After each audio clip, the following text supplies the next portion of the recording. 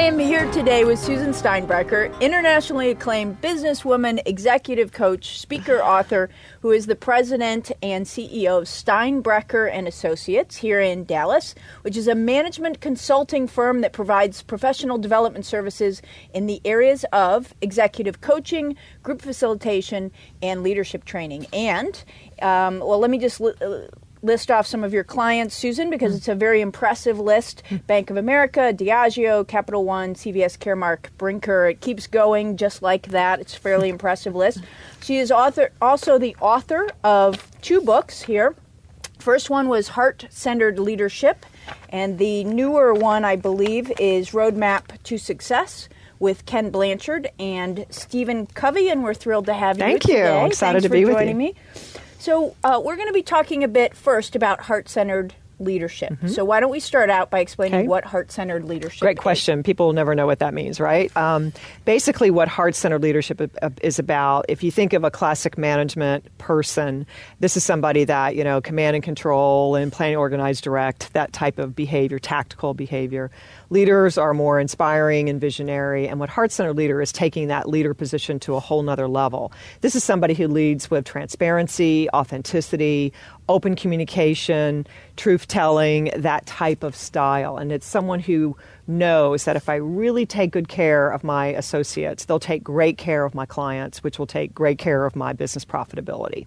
So that's it in a nutshell. So there's 3 characteristics that at least 3 of heart-centered leadership. Right. What are those? And authenticity, being totally authentic, transparent, that real transparency, that, again, open conversation, and then really this whole communication aspect. This is somebody that knows that through communication, we will build this business together. And honestly, we could have even called the book Heart-Centered Living, because these principles apply that are outlined in the book just as well at home as they do in a work setting.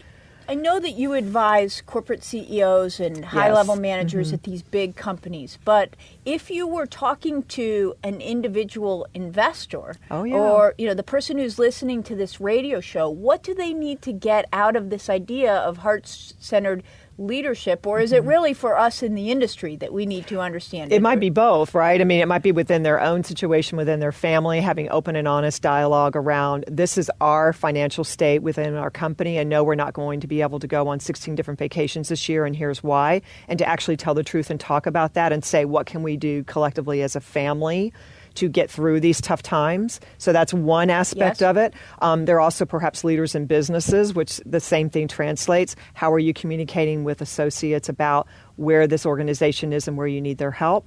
And then certainly with your customers and clients listening, I mean, I don't know, but I would think I would want to work with people that are open and honest and transparent and authentic, especially now more than ever. The trust factor, to your point in that article, has significantly gone down. It's like people feel like I've trusted you. I've invested my earnings and my future and my retirement and everything else into certain people, and they're dramatically being let down. No one can predict everything that's going to happen in the market, but at least if there is this conversation that takes place to say, here's what's happening and here's what we recommend we do moving forward, that's what people are looking for right now. They're looking for that advice, that help. Let's take the flip side. What happens when you don't practice? Oh, that's great. Well, people go into more fear, which is primarily what's happening here too. People go into more fear. The grapevine takes over because no one is talking from the top. And so they're creating their own story about what could be happening. They're impacted so much by what they're hearing in the media in terms of, they're scared. I mean, they're scared. I mean, is this really different than ever before? Or times that different? All the messaging that they're getting. So they're hungry for somebody to say to them, here's exactly the picture we need to paint in this company. Here's where I need your help. Tap into that productivity, tap into the innovation and creativity. People can't be very innovative and creative when they're scared. Yes. So if you don't deal with that aspect first, right, and say, how are you feeling? What's going on? How are you impacted with the financial environment right now? And what are we going to do collectively to work through that? It's interesting because you just said something that struck me. As you know, part of our practice, we very much believe in addressing three areas. One, the knowledge of our clients. Right. Two is to give them sound strategies. But the third is there is a behavioral component to investing, and the need for someone to be there for you, to help you understand when you're making illogical decisions or rash decisions or so. And when you said about people making up their own story, what struck me about that was, the amount of calls that we got during when the crisis was just full pitch, and people hearing, bits and pieces in the news and taking that and blowing it up. Oh gosh. So huge, and then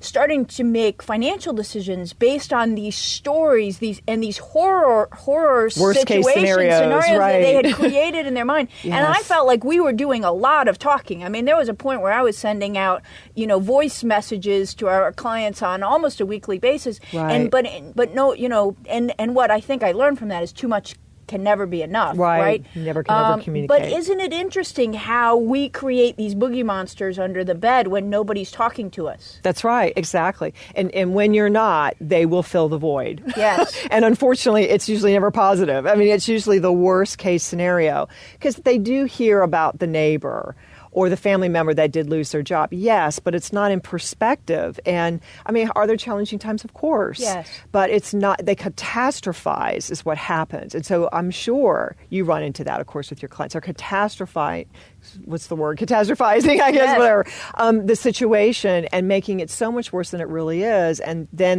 they do all the irrational decision making, to your point. So there's two things. From my perspective, it's talk, Right. obviously, honestly, and authentically Yes. to your clients. Yes. But the other thing is, for the person listening, is to be aware that you will have a tendency to create these stories and react irrationally. And how do you counterbalance that? If I feel like I'm about to make a decision that is driven by fear or greed rather than logic, what do I do? How do I identify that I'm about to do that? And well, first of all, identify how you're feeling. If it's not positive, then you're running. I mean, really, if you're in joy and happiness, Yes. Okay, we don't have an issue. When I'm feeling scared, when I'm feeling panicky, when I'm feeling anxious, when all of that is beginning to happen. Well, think about it. What helps people move through that? Usually it's information. So even though you, in your case, do a fabulous job of communicating with your clients, well, even if they feel like, yes, I'm hearing often, if it's not enough for you, then you need to reach out and get more, right? So go to your trusted advisor and ask. Rather than pick up the latest article or the latest clip in the media that said something that has nothing to do with who you are, your demographic, your psychographic, or any of that, and taking that and applying it. It's not your world. It's that person's world they're featuring. So only someone like your organization that knows that client can do that. They know the situation to help and that's them. the other problem, too, isn't it? Isn't the press a very big part of this problem? Yes, it is. And they have their job to do, but that's what people don't realize is it's a business, okay? And their business is to get headlines, and their business is to get viewership. So usually the positive news doesn't gain a lot of viewership. So what do? They find that one tag, that one situation. Story. I mean, I can't tell you how many times. A storm came through Dallas, and my mother calls me and says, "Oh my gosh, you're flooded." I'm like, "It's not even raining here. What are you talking about?" My mother does the same thing. Right? Yeah. I'm like, "What are you talking about? It's not even raining." And so she, I said, "Oh, come on. Now by now they took that one part of the entire Metroplex, filmed it, and said, this is what's happening." So people need to really get realistic about what's happening out there. It's a business. They're doing their job. Take it with a grain of salt. When you find yourself getting anxious and nervous and concerned, and you find yourself ready to make decisions in that state of mind, not the best state of mind to be making decisions, by the way, but when you catch yourself enough to know you are, that's when you really have to reach out and get information from a trusted source, and not necessarily from the latest article in the magazine or on the news, because it's not your world. It's those people's world.